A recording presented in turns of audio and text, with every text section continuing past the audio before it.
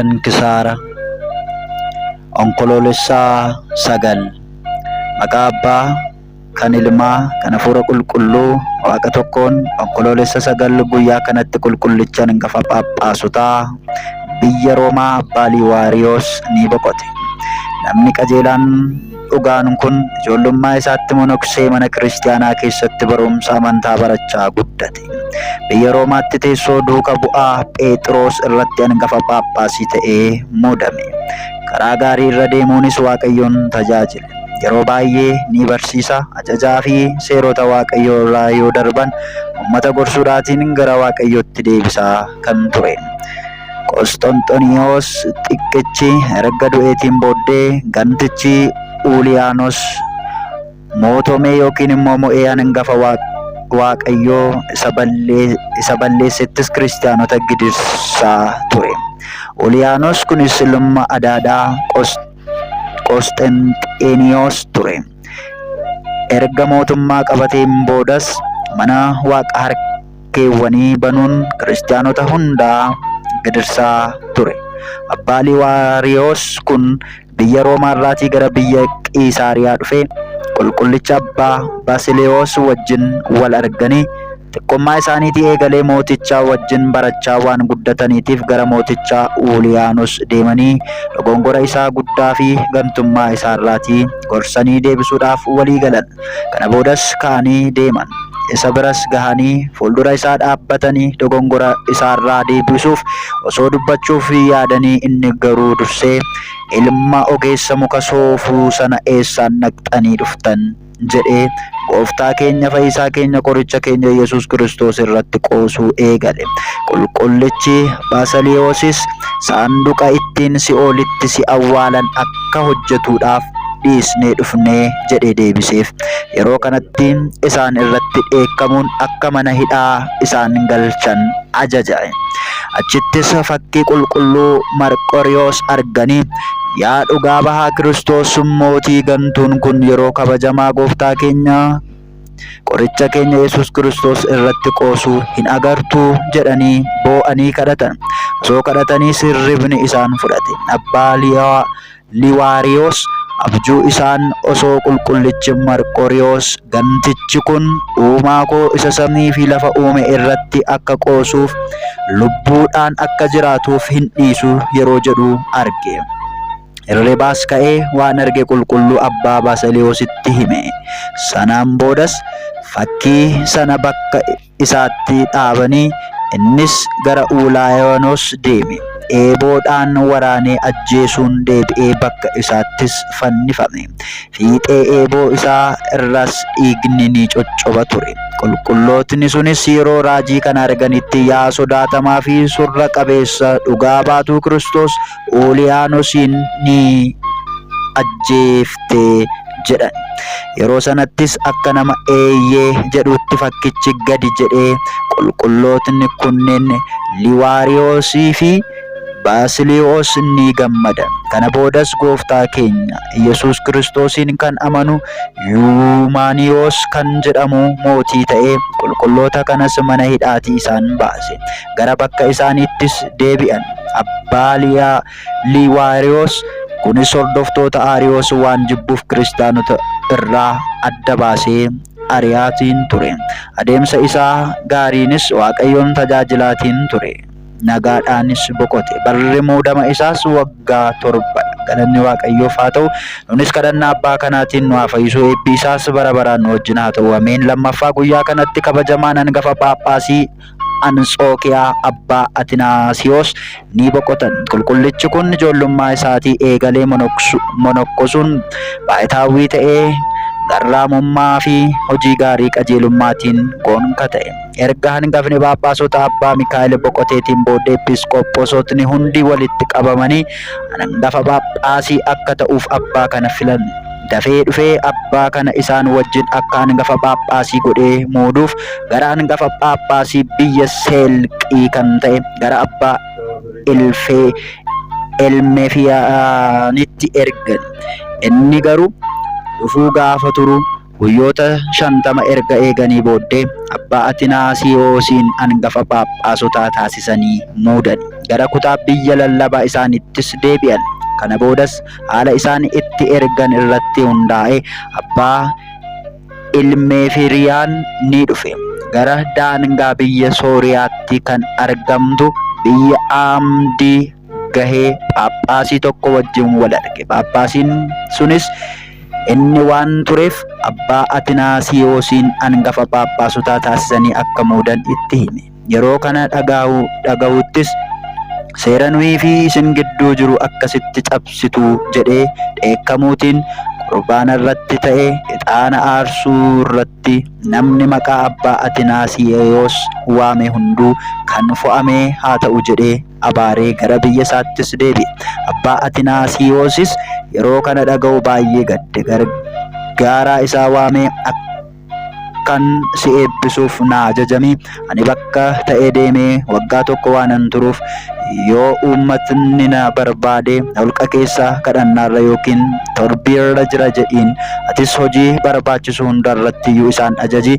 Bakka kiyyas bu'iitii hidhuun hiikis jedheen. Gargaaraan isaas tole jedheeni. Kanaan boodas abbaa Atinaasiyoos uffata hiyyeessaa uffatee dhokatee bahe. Miillaan deemee biyya Seelqii gahe. Balbala hangafa Phaaphaasii abbaa Ilmeefiriyaan rurrukute. Eegduun isaas maal barbaadde jedhee hangafa Phaaphaasii irraa eebban barbaadaa jedhee deebiseef.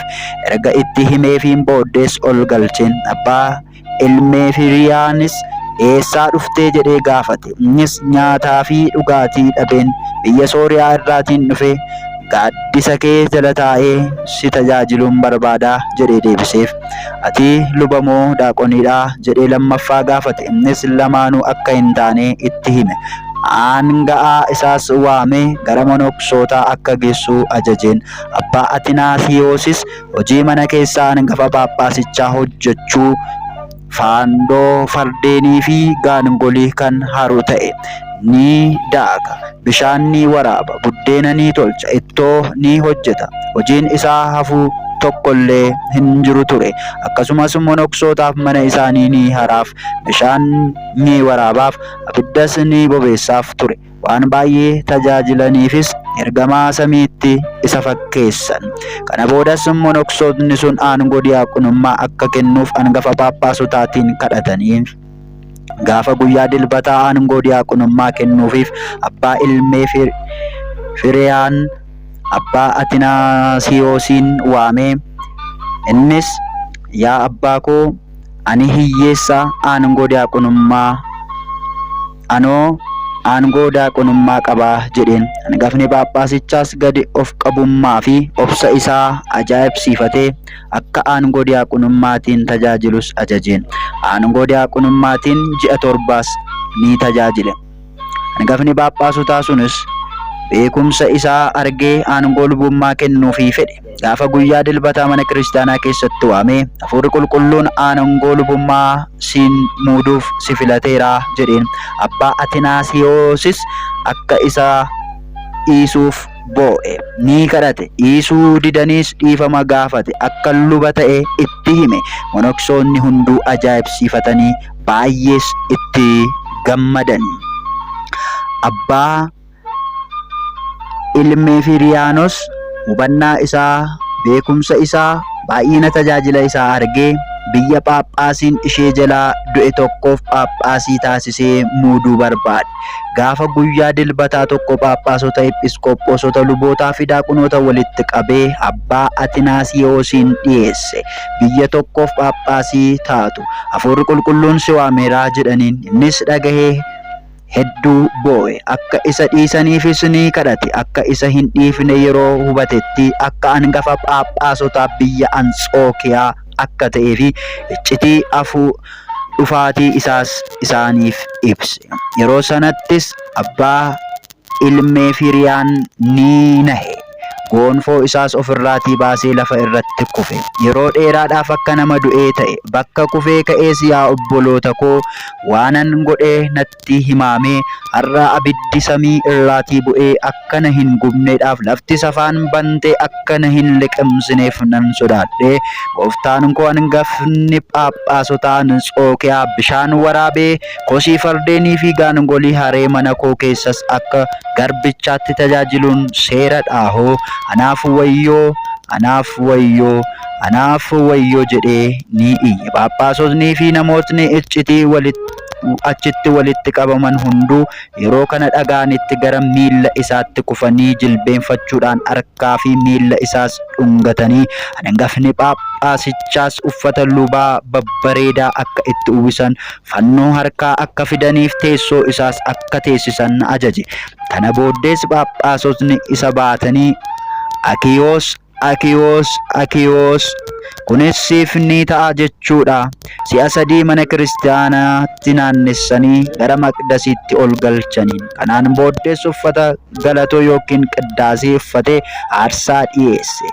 Isaaniinis biyyas ni eebbise. Biyyattii sanaafis gammachuun guddaan ni ta'e jedhame. Abbaa ilmee Firiyaan ganamaa ka'ee gaangee fichisiisee waan deemsaaf barbaachisu hundumaa qopheessuun abbaa Atinaasiyoosiin farda irra kaa'ee ofii isaatii miillaan hordofee Phaaphaasotnii fi Ephesqophoosotni hunduu abbaa ilmee Firiyaan wajjin geggeessanii biyya Anxookiyaa geessan. Abbaa Atinaasiyoos abbaa ilmee Firiyaaniin atis gaangee yaabbadhu waliin deemnaa jedheen. Abbaan ilmee Firiyaas gooftaa koo naaf hin ta'u, ati miillaan akkuma gara biyya kootti dhufte anis miillaan biyya keetiinan si gahaa jedhe.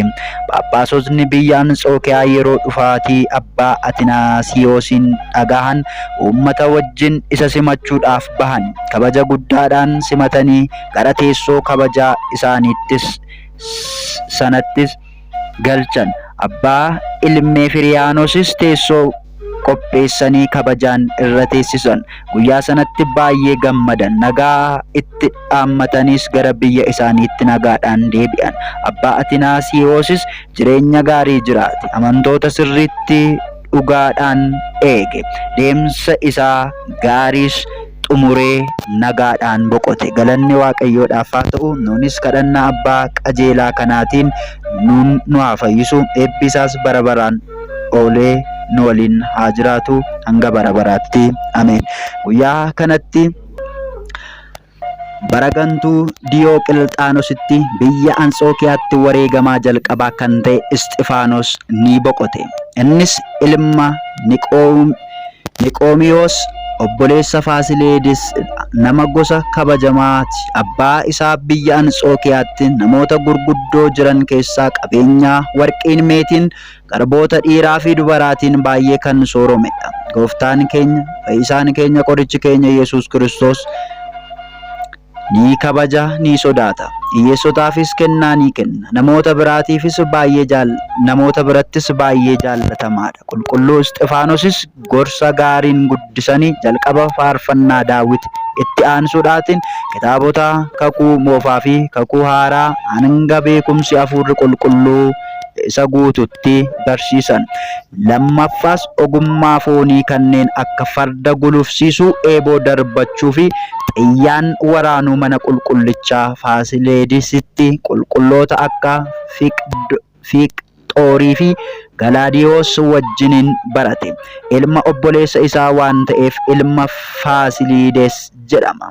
Firri isaa hunduu Waaqayyoon kan sodaatanidha. Seera isaa, ajaja isaa fi waaqeffannaa isaatti kan jabaatanidha. Jaalala ho'aa Kiristoosiif qaban irraa kan laphee isaanii qorrisiisu, kan gara bitaattis mirgaattis isaan gorsiisu hin jiru ture. Gooftaan keenya jaalala cimaa isaaf qaban argee osoo addunyaan hin uumamin kan qopheesseef mootummaa Waaqayyoo isaan dhaalchisuudhaatiif filate. Kana booddees seexanni namicha biyya Misrii kan Agriiphaadaa jedhamu kan hoolaa eeguu fi humna waraanaatiif filatametti seene. Biyya Anxookiyaa yeroo ga'utti eeguu fardeen mootummaa taasisan. Mootiin Anxookiyaa duunaan teessoon mootichaa duwwaa ta'e. Guyyaa tokko intalli mootichaa gulantaa mana isheerraa asii fi achi osoo deemtuu isaa kiraara rukutaa fardeeniif sirbuu argite. Yeroo inni fardeen sanaatiif kiraara rukutu akka nama sirbuutti ni himimsu ture. Kanarraan kan ka'e abbaa manaa taasifattee mootomsite. Maqaa isaas Diyooqilixiyaanos jettee moggaaste. Yeroo sana bara isaatti dararaa fi rakkina hedduu geessisaatiin ture. Gooftaa keenya Yesuus Kiristoosin isa ganee waaqa tolfamaa ni waaqeffate. Namoota Kiristoositti amananis hunda ni ajjeese. Akka bineensa hamaatti kan foon namaa nyaatuu fi dhugu ta'ee ijoollee mootummaa Waaqayyoo akka hoolotaa eegduu hin qabnetti bittinneesse. Isaan keessaa shikaalaan waraanee akka ajjeeses jiru.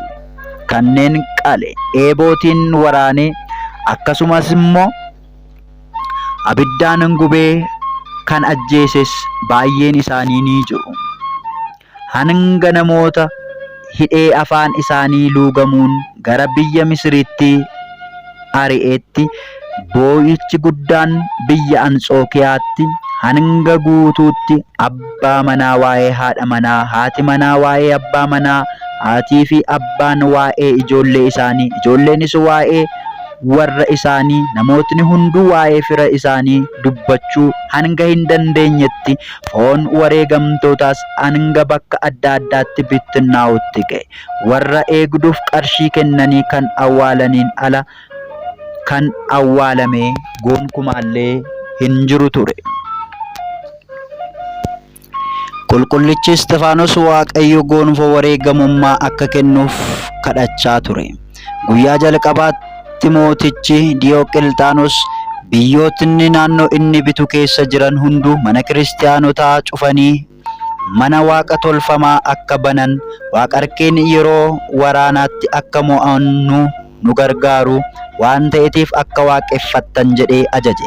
Ajaja kana kan hin fudhanne qabeenyi isaanii akka irraatii fudhatamu, gara laafina tokko malees akka gidirfamu, akka du'u xalayyaadhaan labse.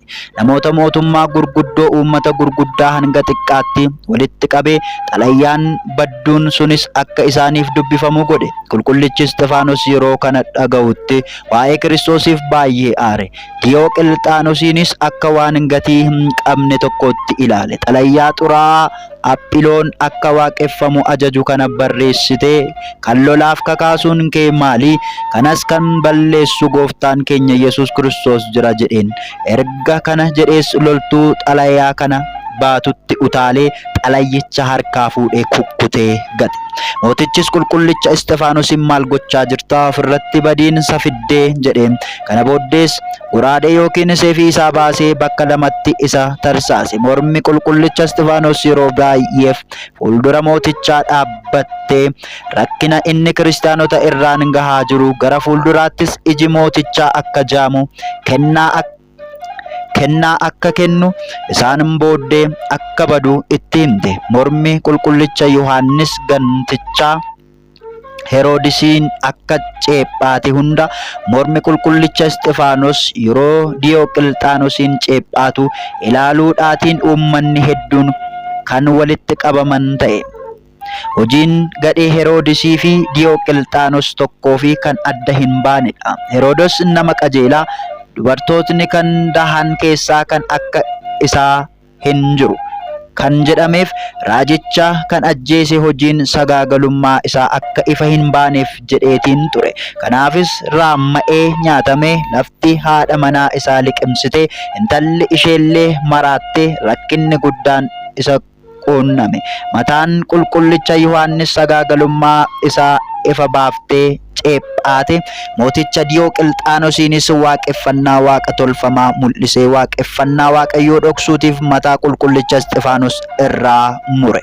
Mataan qulqullicha Isxifaanos isa ceephaate waaqa tolfamaa isaas bultoo seexanaa xuraa'aa ta'uu isaa ifa baastee isa qaanessite. Akka lafa keessatti awwaalan ajaje. Lafa keessatti awwaalamtees hin callifne. Guyyaa 3 baay'iftee isa ceephaatiin turte. Namootni hunduu ni dhaggeeffatu ture. Innis baay'ee qaana'e. Saanduqa liidii irraatii hojjetame keessa kaa'anii akka galaanatti gatan ajaje. Yeroo sanattis ergamaan waaqayyoo gadi bu'ee saanduqicha galaana keessaa baasee qarqara galaanichaa kaa'e. Haati isaa osoo foon isaa barbaaddu akka fedha waaqayyootti gara inni jiru geessee argachuun gara mana isheetti fudhatte. Barri rakkinaa sun hanga darbutti dhoksitee keesse. Isa durattis ibsaa ni ibsiti ture. Barri rakkinaa sun erga darbeen booddee manni kiristaanaa bareedaan ni hojjetameef. Achittis ajaa'ibni yookiin raajiin gurguddaan ni mul'atan. Galanni waaqayyoof haa ta'u. Nuunis kadhannaa qabsaa wareegamaa kanaatiin nu haa fayyisu. Eebbisaa ayyaannisaa suugnisaa hunda keenyarra bara baraan oolee haa bulu. Ameen. Guyyuma kanatti bara mootummaa nama gaarii Iyyoobitti bara aangoo hangafa Phaaphaasii Abbaa Qeerliyoositti hojii guddaan addunyaa kanarratti raawwatame.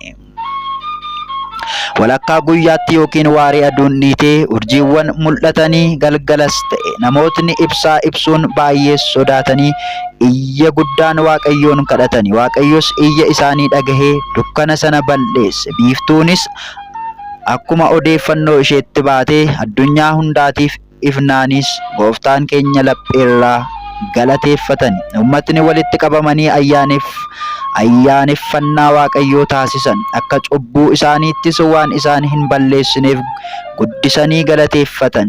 Galannii fi kabajni bara baraan kan isaati. Ameen. Yaadannoon episkooposichaa Sime'oon isa guyyaa kanattidha. Eebbi isaa bara baraan nu wajjin haa ta'u. Ameen. Dabalataanis ajaa'ibni duuka bu'aa Toomaas qulqulluu biyya Hindiitti raawwate guyyaa kanatti ni yaadatama. Kunis akkana ture. Duuka bu'aan Toomaas akka garbichaatti gurgurame gara biyya Hindiitti Abeenis waliin gara yeroo gaheetti Abeenis gara mooticha Goldooforitti dhiyeesse. Ogeessa mukaa soofuu akka ta'e itti hime. Mootichis maal akka danda'u yookiin ogummaa maalii akka qabu duuka bu'icha gaafate. Duuka bu'aa qulqullichi Toomaasis hojii muka soofuu hunda, waanjoo, madaalaawwan gaariiwwan, bidiruuwwan, gamoo mana mootummaallee akka hojjechuu danda'utti itti hime. Mootichis baay'ee gammade. Bakka itti galma mootummaa itti hojjetuu fi itti agarsiise. Ji'a meeqa keessatti hojjetee akka xumuru ni gaafate. Duuka bu'ichis jalqaba sadaasaa kaasee hanga eebilaatti akka xumuru itti hime. Mootichis ajaa'ibsiifate. Gamoon bona ijaaramaa, ati garuu akkamittiin yeroo gannaa hojjettaa jedhee gaafate. Duuka bu'ichis kun rakkina hin qabu jedhee deebiseef. Kana boodas mootichi maallaqa baay'ee isaa fi namoota isa wajjin hojjetan gahu kenneef. Qulqullichi Toomaas fudhatee deeme. Qabeenyaa mootiifan kennaa jedhees hiyyeessotaatiif hire. Dhaabnii fi baaxiin gamoo guutummaa dhumuu gaheera jedhee gara mootichaatti lammaffaa erge. Mootichis maallaqa hedduu ergeef. Duuka bu'ichis akkuma addeeffatee hiyyeessotaaf kenne. Kana booda mootichi dhufee waa'ee gamoo mana mootummaa isaa gaafate. Gamoon tokkoyyuu ijaaramee hin argamu. Garuu maallaqni inni ergaa ture akka hiyyeessotaaf kennamaatiin ture dhagahe. Baay'ees dheekkamuun akkamitti akka ajjeesu hanga murteessutti duuka bu'aa Toomaasiin namicha isa fidee wajjin mana sirreessaa isaan galche. Guyyaa kana galgala obboleessi mootichaa Gaadoon akka tasaa dhukkubsatee du'e. Ergamootnis lubbuu isaa fuudhanii mana mootummaa gita hin qabne kan warqii fi daayimendii irraatii hojjetame itti agarsiisan. Gaadoonis manni mootummaa kun kan eenyuuti jedhee gaafate. Ergamootnis mana duuka bu'aan Toomaas mooticha Goldooforiif hojjetedha jedhanii. Kana boodas Gaadoon du'aa ka'ee waan arge hundumaa obboleessa isaa mooticha Goldoofiritti hime. Kana boodas gara mana hidhaa fiiganii deemuudhaatiin duuka bu'aa Toomaasii fi Abeeniis baasanii duuka bu'ichaafis qomma'anii namootni biyyattii hunduu mooticha Goldoorofoor wajjin amananii maqaa Abbaa, Ilma, Hafuura Qulqulluun cuuphamanii foonii fi dhiiga Gooftaa keenya Yesuus Kiristoos isaaniif kenne. Kana boodas isaan eebbisee gara biraa deeme. Galanni Waaqaaf haa ta'u. Nuunis kadhannaa qulqullicha duuka bu'aa kanaatiin nu haa fayyisu, nu haa eebbisu. Eebbisaa suuqni isaa hunduma keenyarra oolee kan bule nuuf haa ta'u. Har'as yeroo hundumaa hanga bara baraatti. Ameen. Guyyaa kanatti mootichi Itoophiyaa Daawit ni boqote. Eebbi isaa bara baraan waliin haa ta'u. Ameen. Arjummaan Waaqayyoo, araarsummaan dubaroo Maariyaam, eegumsa ergamoota Waaqayyoo, eebbaa fayyaan raajotaa suuqni wareegamtoota hunda keenyarrayyuu oolee kan bule nuuf haa ta'u. Har'as yeroo hundumaa hanga bara baraatti. Ameen.